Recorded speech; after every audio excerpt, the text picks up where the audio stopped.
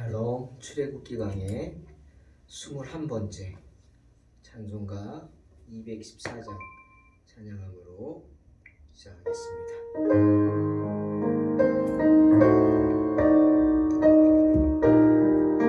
나 주의 도움 받고자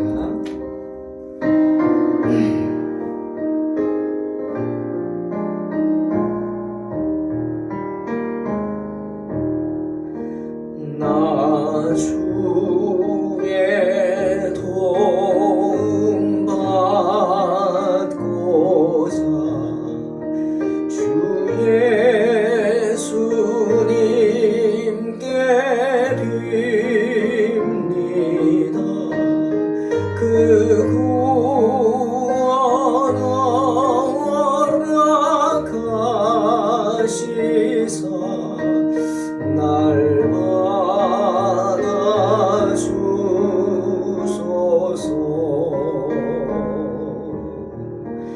내 모습 이대로 주 받아주소서. 날 위해 돌아가신 주 날 받아주소서. 큰 죄에 빠져 큰 죄에 빠져 영주군 날 위해 피 흘렸으니 주 형상대로 빚으사 날 받아주소서. 내 모습 이대로 주 받아주소서. 날 위해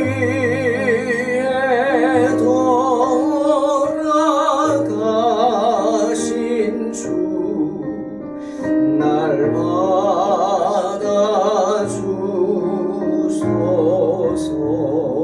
내 힘과 결심 약하여 내 힘과 결심 약하여 늘 깨어지기 쉬우니 주 이름으로 구원해 날 받아주소서. 아멘. 내 모습 이대로 주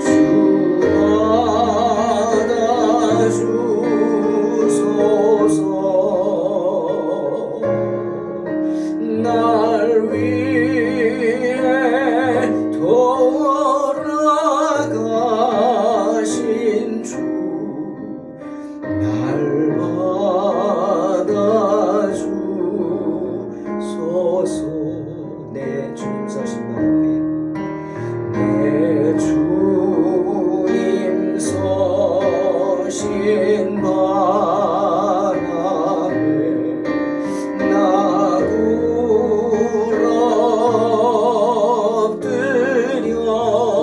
엎드렸으니 그 크신 역사 이루사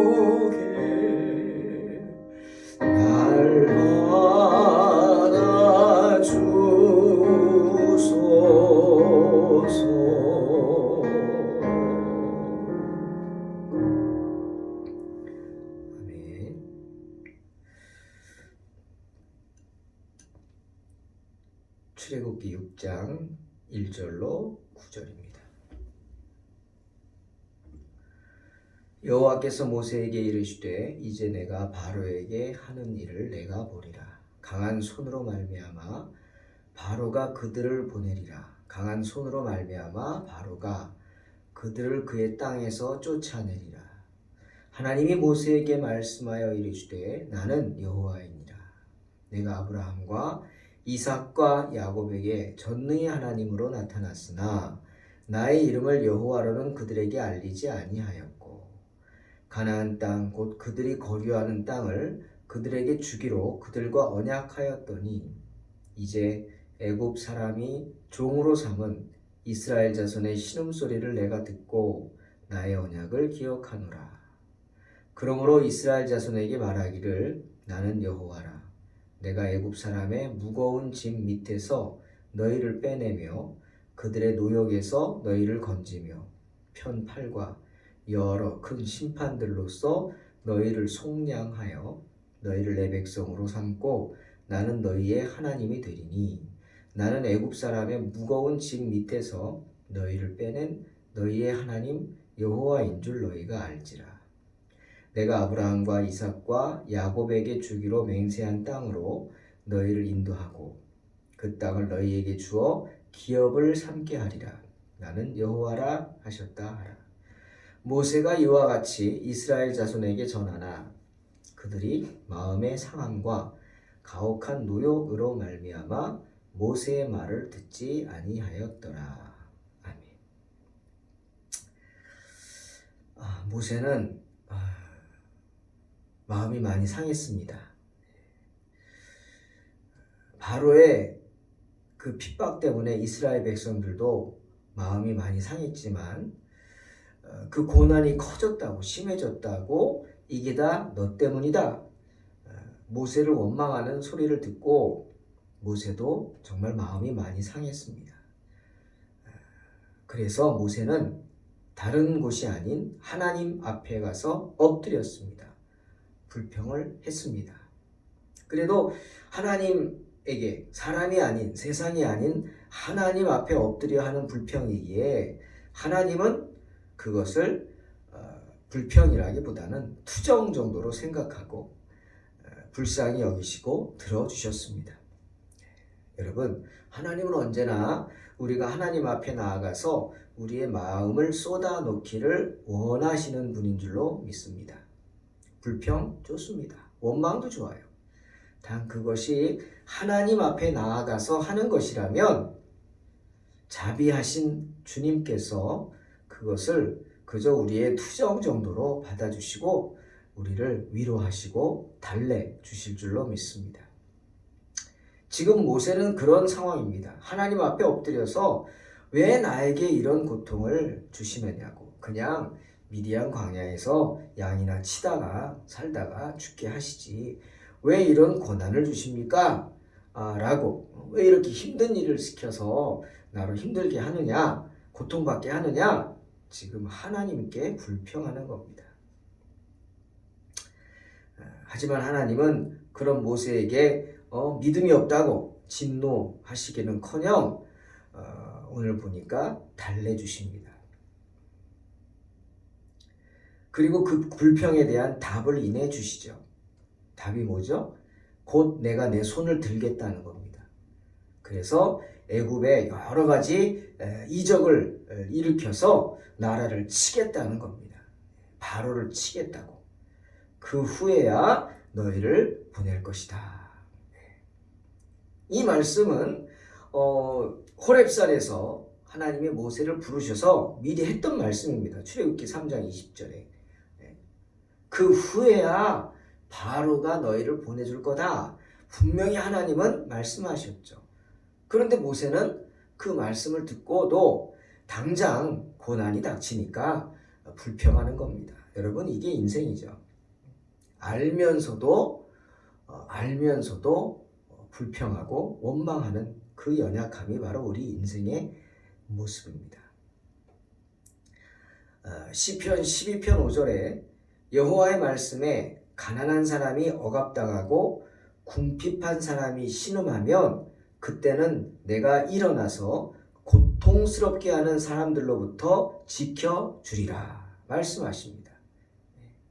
무슨 말이죠?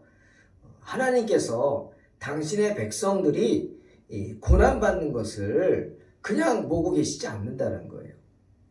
그 당신의 백성들의 형편과 처지를 결코 외면하지 않으신다, 이런 말씀입니다.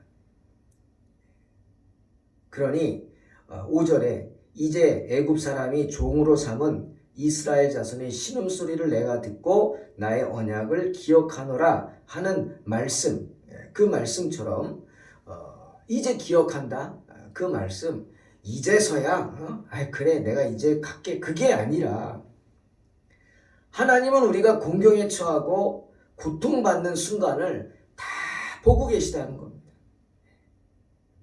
그러니 우리가 고난 중에 있습니까? 고통 중에 있습니까? 그러면 역설적으로 그 순간이 바로 우리가 주님의 도움을 받을 수 있는 절호의 기회가 된다는 거예요. 그럴 때 기도하면 하나님이 더 확실하게 들어주시고 확실하게 응답하신다는 거죠. 왜? 그제서야 우리가 하나님만 바라보기 때문입니다. 여러분, 고난의 이유가 뭘까? 한번 생각해 봤습니다. 우리가 고난받는 이유, 우리가 시험 드는 이유, 하나님이 시험하는 거 아니라 그랬죠? 시험은 자기가 그 죄의 유혹이 돼서 넘어가서 스스로 짓는 겁니다. 그래서 시험에 빠지는 거예요. 하지만 그 연약함을 시험에 들어서 고통 가운데 인정하고 하나님을 부르짖을 때, 그 어느 때보다 하나님은 우리의 그 순간의 신음소리를 듣고 응답하신다 말씀하는 겁니다. 지켜주겠다. 여러분, 하나님이 하십니다. 그러니 바로의 문제를 해결하시는 것도 하나님이 하십니다. 하나님께서 강한 손을 들어서 바로를 치실 것입니다. 그런 후에야 바로가 이스라엘 백성들을 내보낼 것이라고 말씀하는 것입니다. 자, 오늘 3절에 내가 아브라함과 이삭과 야곱에게 전능의 하나님으로 나타났으나 나의 이름을 여호와로는 그들에게 알리지 아니하였다 하시죠. 이게 무슨 말입니까? 아브라함과 이삭과 야곱에게 하나님이 나타나셨죠. 그렇지 않아요? 만나주셨습니다. 하지만 그때 하나님이 당신이 어떤 분인지 구체적으로 알려주지 않으셨다는 거예요. 그저 아브라함과 이삭과 야곱은 전능하신 하나님 앞에 엎드렸을 뿐이라는 거죠. 여러분, 우리가 누군가의 그 이름을 안다는 것은 가깝다는 거죠. 그냥 스쳐 지나가는 사람 이름 모릅니다. 그냥 길에서 몇 번 만난 사람 이름 모릅니다. 공원을 산책하다가 시간대가 비슷해서 여러 번 마주친 사람 인사하고 반갑게 맞죠? 이름은 모릅니다. 무슨 뜻이죠? 그냥 그 순간 스쳐가는 것일 뿐이라는 거예요. 나랑 관계하는 사람이 아니라는 거예요. 그런데 이름을 안다?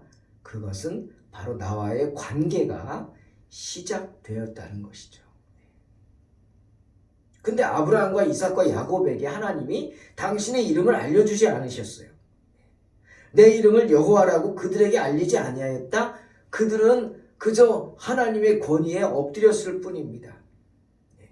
그리고 그 권위에 순종했을 뿐입니다. 그런데 이제는 하나님의 이름을 알려주시겠다는 거예요. 왜죠? 지금 이스라엘 백성들이 고통 중에 있기 때문이에요. 고난 가운데 부르짖기 때문이에요. 아브라함과 이삭과 야곱은 자기들의 필요는 있었겠죠. 아브라함은 아들을 달라고 하지만 하나님의 말씀을 듣고 기다리는 것뿐이었죠. 아브라함이 시기를 결정할 수 있는 건 아니죠.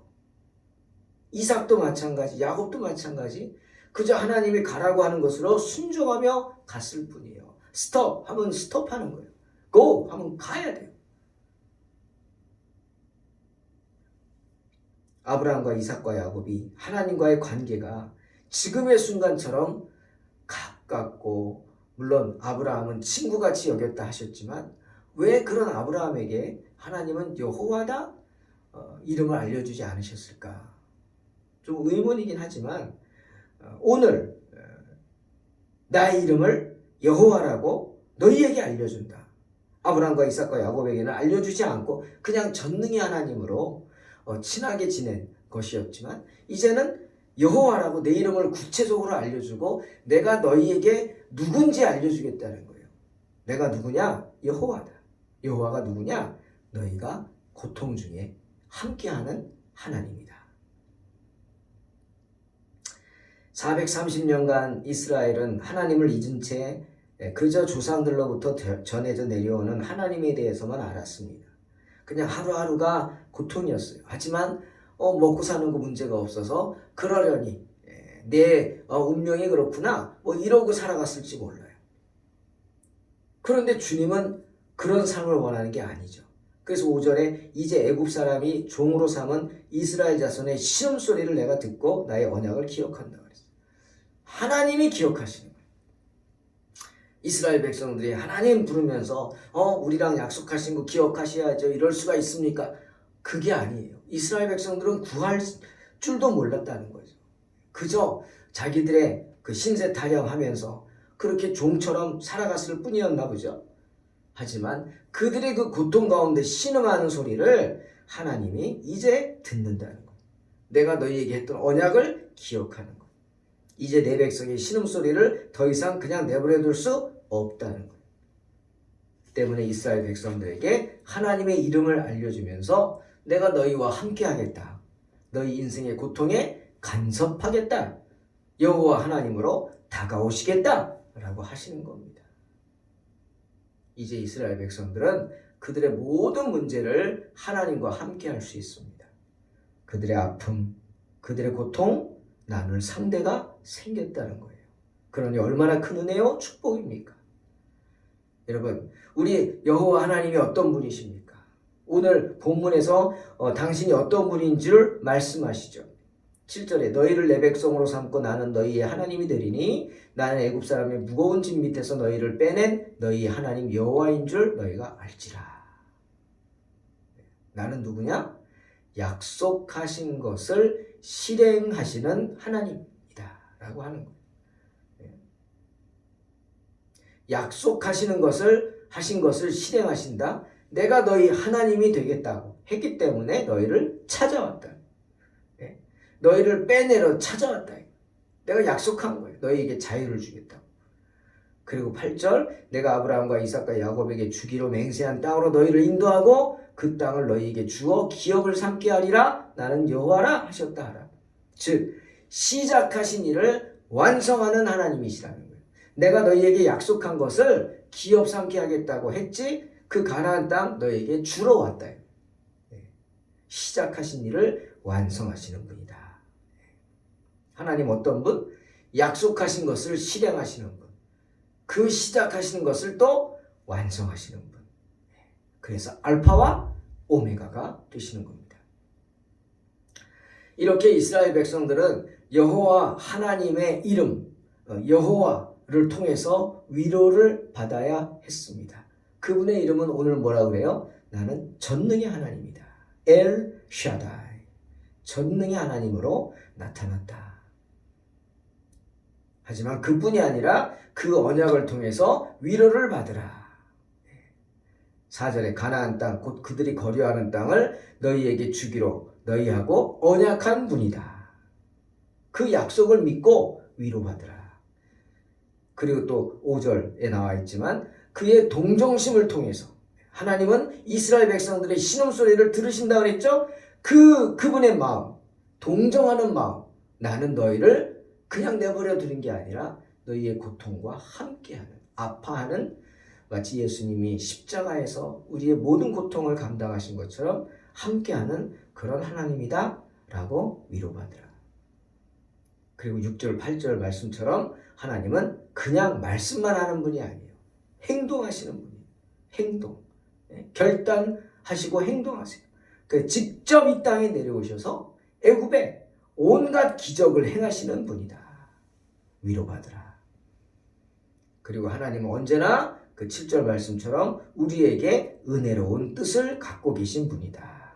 어떤 뜻? 우리를 당신의 백성으로 삼고자 하시는 분이다. 그러니 위로받으라. 너희를 내 백성으로 삼고 나는 너희 하나님이 되리니. 분명히 말씀하십니다. 그런데 안타깝게도 이스라엘 백성들은 이런 하나님의 약속에도 불구하고 그 말을 전하는 모세의 말에 귀를 기울이지 않았습니다. 이유가 뭐냐? 9절에 나오죠. 모세가 이와 같이 이스라엘 자손에게 전하나 그들이 마음의 상함과 가혹한 노역으로 말미암아 모세의 말을 듣지 아니하였다 말하고 있어요. 애굽의 종살이가 심했다는 거예요. 핍박이 심했어요. 그로 인해서 마음이 많이 상해 있었다는 거예요. 현실에 대한 불만, 종살이로 인해서 하루하루 삶에 쫓기는 그 초조함이 하나님의 음성 듣기를 거부하게 하고 위로받기를 거부하게 만든 것입니다. 사랑하는 성도 여러분, 그러니 우리의 그 분주한 삶, 그것은 우리의 믿음을 해치는 것입니다. 너무 바쁘면 안 돼요. 너무 바쁘면, 하나님 생각할 시간도 없이 바쁘면 지쳐요. 지치면 어떻게 돼요? 마음이 상해요. 때문에 우리에게 꼭 필요한 게 뭐냐? 바로 이런 시간이에요. 큐티, quiet time. 주님과 단둘이 만나는 시간이죠. 마음만 먹으면 할 수 있잖아요. 얼마나 좋으세요, 여러분. 교회 안 나와도 되고.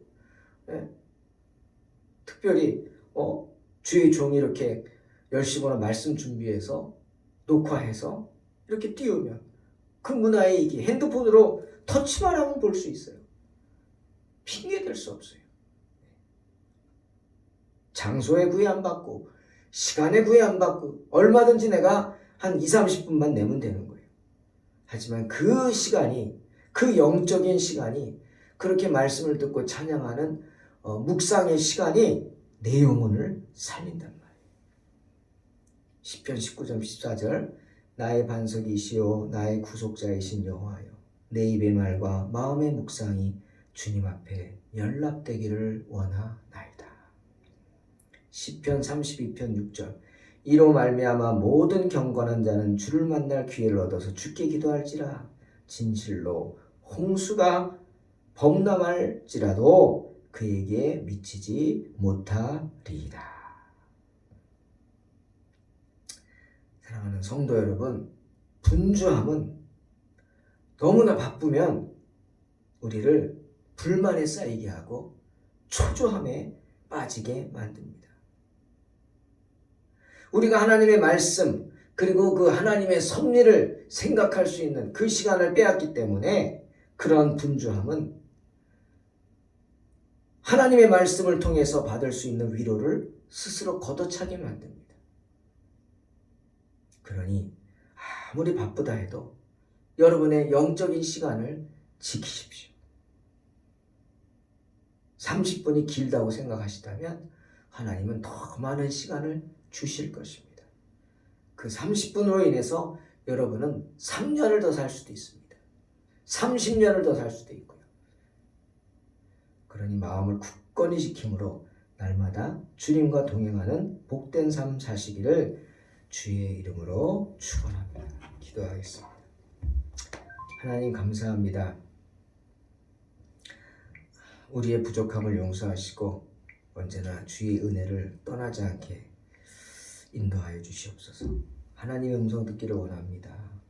아무리 분주해도 말씀 들을 수 있는 시간을 허락하여 주시고 주의 말씀을 묵상할 수 있는 시간도 허락하여 주시옵소서. 언제나 우리의 편이 되시고 우리와 함께 하시는 예수님의 이름으로 기도하옵나이다. 아멘. 믿음으로 승리하시기 바랍니다.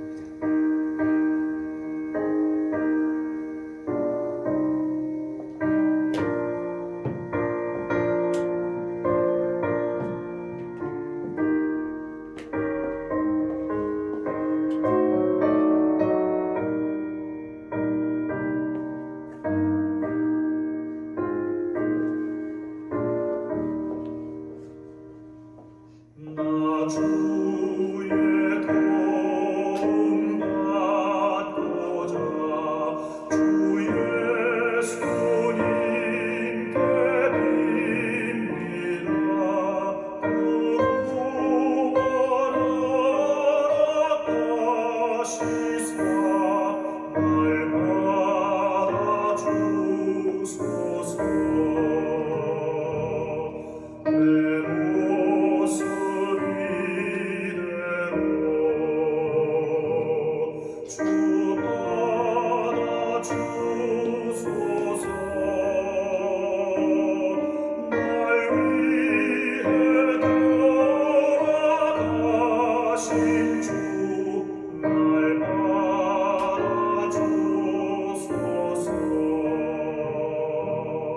큰 죄에 빠져 영죽을 날 위해 피 흘렸으니 주 형상대로 빚으사 날 받아주소서. 내 모습 이대로 주 받아주소서.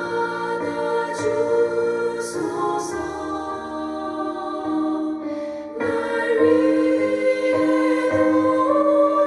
돌아가신 주 날 받아주소서.